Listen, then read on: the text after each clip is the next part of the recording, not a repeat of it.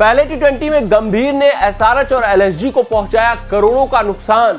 गंभीर के एक फैसले के कारण एसआरएच और एलएसजी की रणनीतियां हुई तार-तार। हाँ, आपके ध्यान में कौतूहल बढ़ चुका होगा कि आखिरकार एलएसजी एसआरएच जैसी टीमों का भारतीय मुकाबले से क्या संबंध। ये भी आप सोच रहे होंगे कि भैया ऐसा क्या कुछ गंभीर ने कर दिया जिसके कारण करोड़ों का नुकसान एसआरएच और एलएसजी को उठाना पड़ेगा, और वो कौन सा फैसला है जिसके कारण एसआरएच और एलएसजी की सारी रणनीतियां तार-तार हो चुकी है। तो आप इस वीडियो में अंत तक बने रहिएगा। आपको हम पूरे विस्तृत ढंग से, पूरे तफसील से एक एक बिंदु बताएंगे कि गंभीर ने कौन सा फैसला लिया, वो फैसला कैसे करोड़ों का नुकसान पहुंचा गया एसआरएच और एलएसजी को, और उस फैसले के कारण कैसे एसआरएच और एलएसजी को अपनी रणनीतियां बदलनी पड़ रही है और सिरे से नई रणनीति बनाने का प्रयास जारी हो चुका है। अगर बात करें भारत वर्सेस बांग्लादेश के बीच खेले गए पहले टी20 मुकाबले की, जब वहां पर टॉस उछाला गया, उसी वक्त एसआरएच और एलएसजी फ्रेंचाइजी की बात करें, टीम मैनेजमेंट की उनके बात करें, तो माथा पीटना उन्होंने शुरू कर दिया, क्योंकि वहां पर दो ऐसे फैसले दिखे, दो ऐसे खिलाड़ियों का नाम दिखा जिसके कारण करोड़ों का नुकसान उनको पहुंच चुका था, और जो उनकी रिटेंशन वाली पर्ची रही होगी उस पर चर्चा एक बार फिर से नए सिरे से शुरू हो चुकी होगी। आप भी सोच रहे होंगे कि आखिरकार कैसे ये वास्ता है कि प्लेइंग 11 भारत का आया और नए सिरे से रिटेंशन वाली सूची में एसआरएच और एलएसजी की चर्चा शुरू हो गई, और वो इफेक्ट क्यों अन्य फ्रेंचाइजी को नहीं करती हुई दिखी।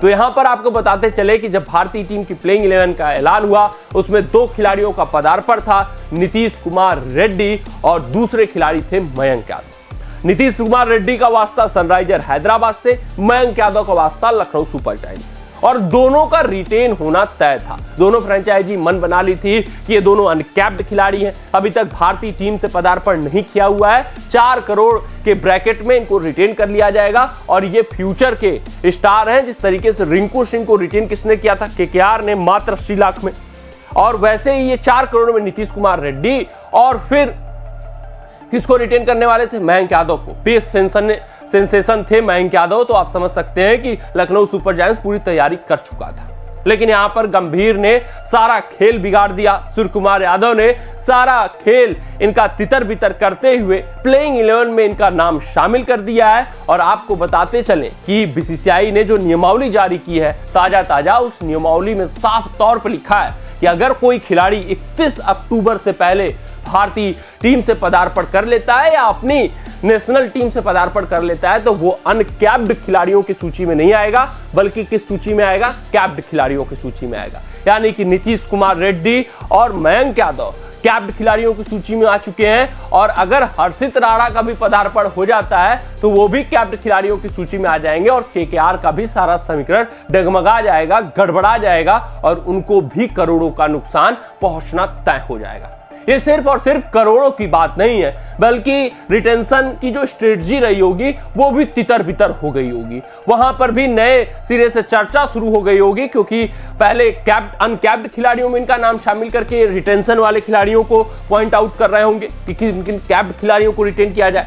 अब यहां पर एक और बढ़ चुका है, अब ये सारे जितने अनकैप्ड खिलाड़ी थे, जो बड़े खिलाड़ी बन चुके थे आईपीएल 2024 में, वो कैप्ड हो चुके हैं, जिस वजह से एसआरएच, केकेआर या फिर एलएसजी की बात करें, इनको झटका पहुंच चुका है। इनको नए सिरे से अपनी रणनीतियां बनानी होंगी। अब इन खिलाड़ी को ये सिर्फ और सिर्फ कैप्ड खिलाड़ियों की सूची में रख सकते हैं। अब इनको अगर रिटेन करना होगा तो या तो 18 करोड़, या तो 14 करोड़, या तो 11 करोड़ देने होंगे। इससे कम में ये खिलाड़ी रिटेन नहीं हो पाएंगे, चाहे हम बात करें एसआरएच की, चाहे बात करें एलएसजी की।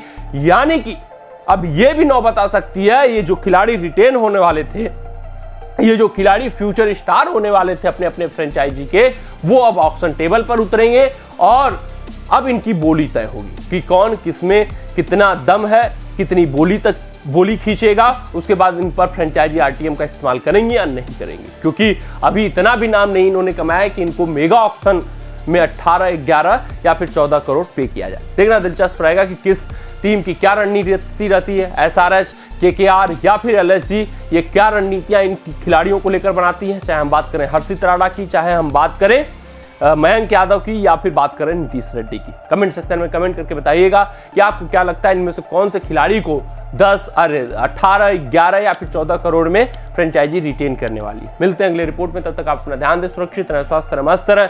जय हिंद, जय भारत। अगर ये वीडियो आपको पसंद आया हो तो इसे लाइक और शेयर करें और क्रिकेट से जुड़ी अन्य जानकारियों के लिए हमारे चैनल को सब्सक्राइब करना ना भूलें।